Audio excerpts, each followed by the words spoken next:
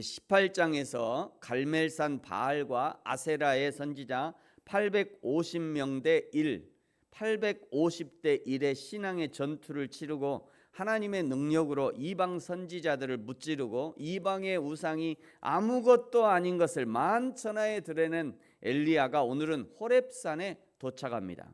호렙산에 이른 이유는 어제 갈멜산에서 이방의 선지자들을 이기고 죽였더니 2절에 보시면, 오늘 19장 2절에 보시면 아합의 악한 부인인 이세벨이 자기의 신들에게 맹세하면서 내가 내일 이맘때 반드시 엘리야를 죽일 거다 라고 위협했기 때문입니다. 참으로 신기한 일이죠. 어제 그 백주대낮에 물에 흥건히 3번이나 물을 부어갖고 도랑까지 물을 부어갖고, 이건 자연적으로는 절대로 불이 붙을 수 없는 그런 상황인데도 그런 재물에 하나님께서 하늘에서 불을 내려서 번제를 태우시고요, 나무와 돌과 흙과 도랑의 물까지도 다 태우신 것을 두 눈으로 똑똑히 보고 들었을 건데 이세벨의 그 기세가 전혀 꺾이지 않았습니다. 여러분, 우리가 반드시 기억해야 할 것이 바로 이 부분인데요, 사람은 기적으로 변하지 않습니다. 기적으로 변하잖아요. 내 눈앞에서 사람이 살아나고 질병이 치유되고 안진뱅이가 일어나는 기적, 나의 암덩이가 치유되는 기적이 일어나면 그때부터 잘 믿을 것 같고 나의 신앙이 새로운 신앙으로 거듭날 것 같지만, 그러나 그런 기적으로 결코 사람이 변화되지 않습니다. 기적을 경험하는 순간, 그 순간 반짝 좋아 보이지만 그러나 돌아서면 도루묵이 돼버려요. 돌아서면 도루묵.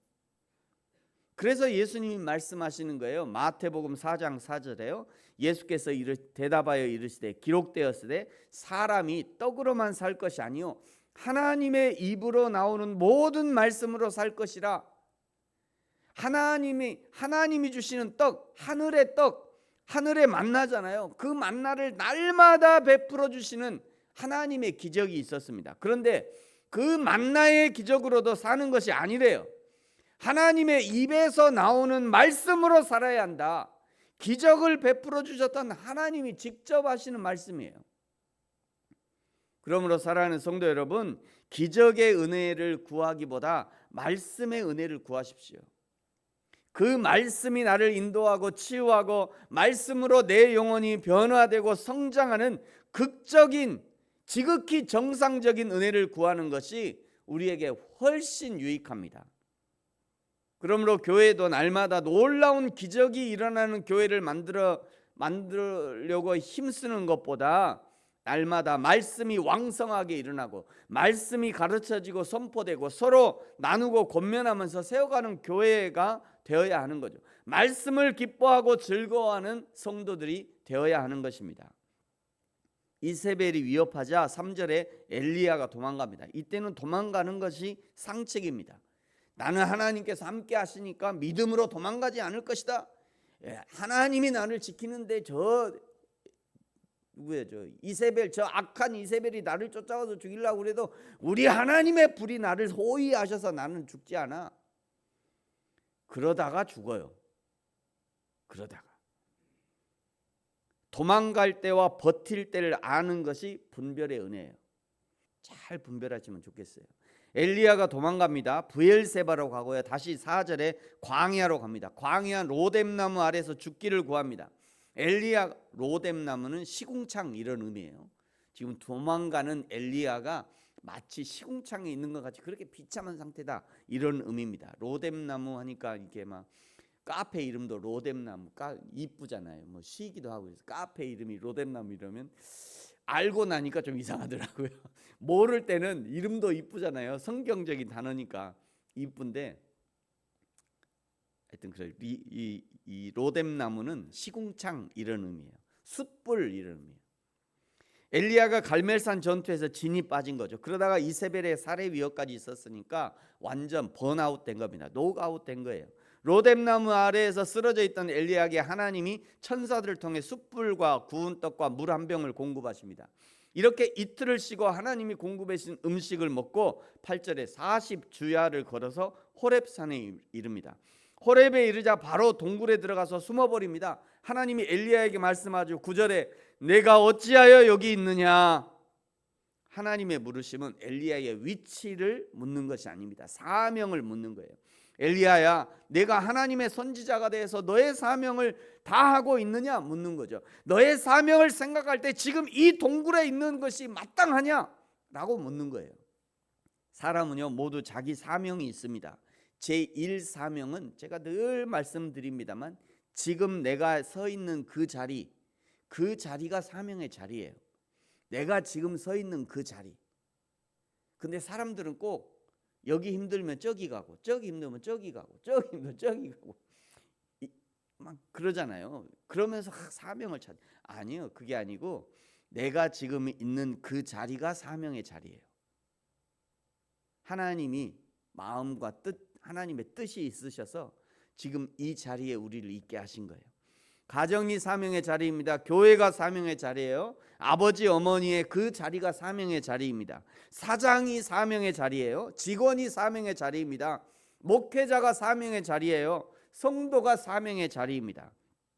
우리는 각자 사명의 자리에서 하나님을 드러내고 증거하는 사명을 감당해야 합니다. 나를 통해 그리스도의 사랑이 흘러가게 하는 것, 그것이 곧 사명입니다.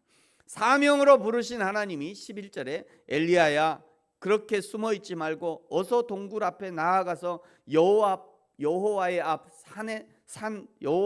산에 서라. 호렙산이 여호와의 산 이런 의미잖아요. 그래서 여호와의 산, 그 호렙 하나님의 산 앞에 서라 말씀합니다. 여호와 앞에 선 엘리야가 11절 하반절에 보면요, 그 앞으로 크고 강한 바람이 훅 지나갑니다. 바위를 부수고 지나가요. 바람이 부는데 바위가 깨질 정도로 바람이 지나가요. 그런데 그 바람 속에 하나님은 계시지 않았대요. 두 번째, 이번엔 지진이 나서 땅이 흔들립니다. 그러나 그 지진 가운데도 하나님이 계시지 않았대요. 12절에 세 번째, 이번에 불이 지나갑니다. 근데 불 가운데도 하나님이 계시지 않았대요. 여기 바람, 지진, 불 이런 것들은 하나님께 표적을 구하는 사람들이 무척 좋아하는 현상이죠. 무척 좋아해요. 그러나 바람에도 지진에도 불에도 하나님은 계시지 않았대요. 현상이 곧 은혜이고 하나님이다. 이렇게 믿어버리면요, 우리는 매우 중대한 오류에 빠지게 됩니다. 그러므로 우리는 현상을 따라 이리저리 흔들려서는 안 돼요. 한국 교회는 보통 하나님을 만날 때 어떤 현상들을 추구하죠. 방언이 터진다든지, 예를 들면 순복음교회는 방언이 터져야 하나님 만났다라고, 성령이 임재했다 이렇게 얘기해요. 이런 현상을 추구해요. 방언이 터진다든지 뭐 병이 치유됐다든지, 그것까지는 아니어도 눈물 콧물을 쏟고 회개의 기도를 하고 온몸이 그냥 불덩이같이 그런 은혜를 경험하기도 합니다. 그런데 분명히 기억하십시오. 현상이 은혜고 현상이 하나님이다. 이렇게 되면 곤란합니다. 그렇게 되면 곤란해요. 마지막으로 12절 끝에 세미한 소리가 엘리야에게 들립니다. 세미한 소리. 여기 세미한 소리라는 것은 부드러운 속삭임, 이렇게 번역이 가능해요. 부드러운 속삭임. 엘리야나 당시 이스라엘 사람들에게 하나님의 말씀하시는 방식이 강한 바람이었어요. 지진이었죠. 불 붙는 현상이었어요. 성전 끝에 하나님의 구름이 임재하는 것, 이런 것들이 일반적인 방식이었어요. 그러나 그런 현상이 있어야 하나님의 임재하심으로 여겨졌습니다.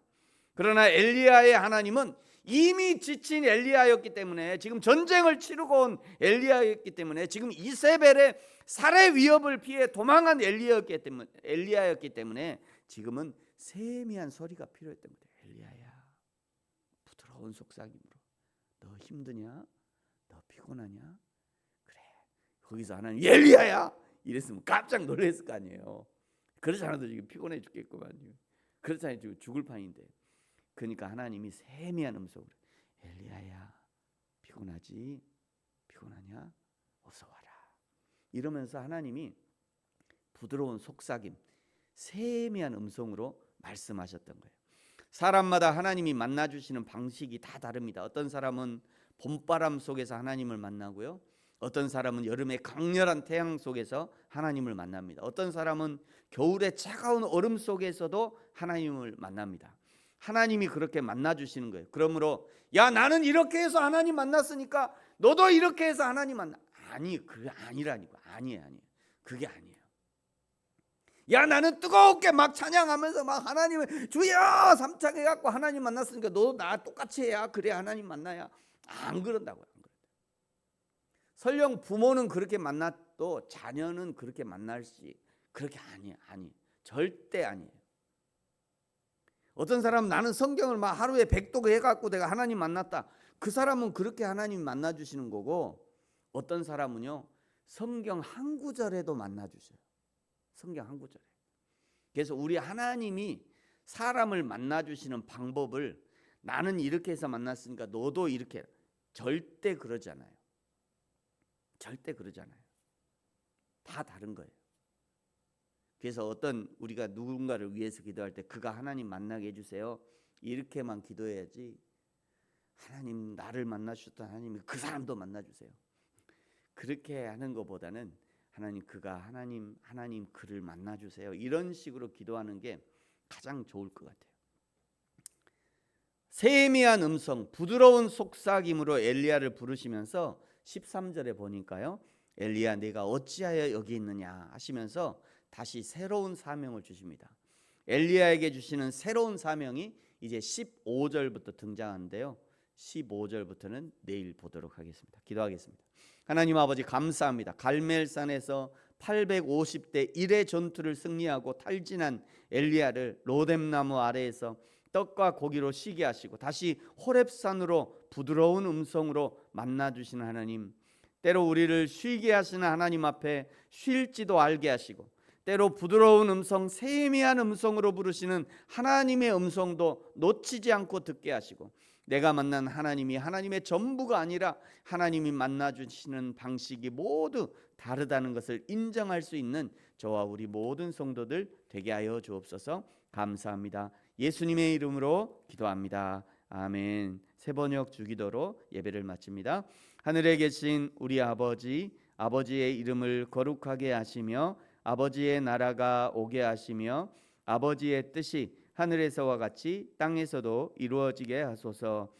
오늘 우리에게 일용할 양식을 주시고 우리가 우리에게 잘못한 사람을 용서하여 준 것 같이 우리 죄를 용서하여 주시고 우리를 시험에 빠지지 않게 하시고 악에서 구하소서. 나라와 권능과 영광이 영원히 아버지의 것입니다. 아멘. 하나님